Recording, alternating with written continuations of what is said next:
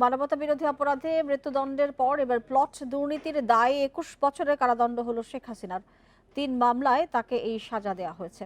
এছাড়া তার ছেলে সজীব ওয়াজেদ জয়কে ৫ বছর এবং মেয়ে সাইমা ওয়াজেদ পুতুলকেও ৫ বছরের দণ্ড দিয়েছে ঢাকার বিশেষ আদালত ৫। বাকি ১৭ আসামিদেরকেও বিভিন্ন মেয়াদে কারাদণ্ড দিয়েছে আদালত। বৃহস্পতিবার সকাল 11:30টার দিকে শেখ হাসিনা ও তার ২ সন্তানের বিরুদ্ধে প্লট দুর্নীতি মামলার রায় ঘোষণা শুরু করেন ঢাকার বিশেষ জজ আদালত ৫-এর বিচারক আব্দুল্লাহ আল মামুন। শুরুতে মামলার প্রেক্ষাপট ও আসামিদের বিরুদ্ধে প্রমাণিত অপরাধ সম্পর্কে তুলে ধরেন।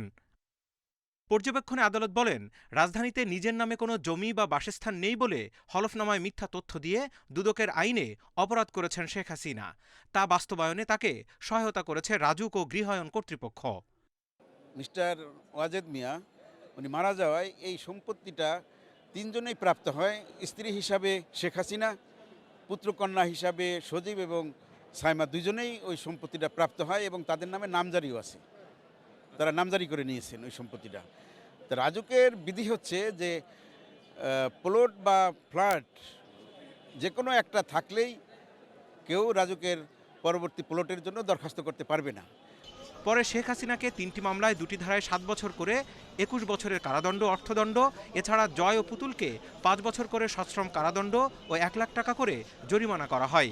এছাড়া সাবেক গণপূর্ত প্রতিমন্ত্রী শরীফ আহমেদকে 6 বছর করে 18 বছরের কারাদণ্ড দেওয়া হয়। অন্যান্য আসামিদের বিভিন্ন মেয়াদে দণ্ড দেন আদালত। প্রধানমন্ত্রী নিজে তথ্য গোপন করে নিজের নামে একটা প্লট বরাদ্দ নিয়েছেন, আবার তার 1 মাসের মধ্যেই তার পুত্র কন্যার নামে আবার 2টা প্লট বরাদ্দের জন্য সুপারিশ করেছেন। আদালত খুবই মর্মাহত হয়েছেন এই বিষয়টাতে। রায়ে রাজুক ও গৃহায়ণ কর্তৃপক্ষকে প্লট পেতে সরকারের সুপারিশ প্রাপ্তির বিধান বাতিলের নির্দেশনা সহ বেশ কয়েকটি নির্দেশনা দিয়েছে আদালত। এটাকে ডিসকারেজ করেছেন এবং ভবিষ্যতে যারা রাষ্ট্র পরিচালনায় থাকবেন অথবা যারা সরকারি কর্মকর্তা রয়েছেন অথবা এই ধরনের সুযোগ নেওয়ার যাদের আসলে সুযোগ রয়েছে তাদেরকে তাদের জন্য এই রায়টা দৃষ্টান্ত হিসাবে রেখেছেন। 31 জুলাই আনুষ্ঠানিক বিচার শুরু হওয়া এই মামলায় 22 আসামির বিরুদ্ধে 4 মাসে রায় দেওয়া হলো। আগামী 1 ডিসেম্বর শেখ রেহানা ও তার 2 সন্তানের প্লট দুর্নীতির আরও 3টি মামলা রয়েছে, যেখানে শেখ হাসিনাও আসামি। আইনজীবীরা বলছেন, অভিযোগ প্রমাণিত হলে সেই মামলাগুলোতেও দণ্ডিত হতে পারেন তিনি।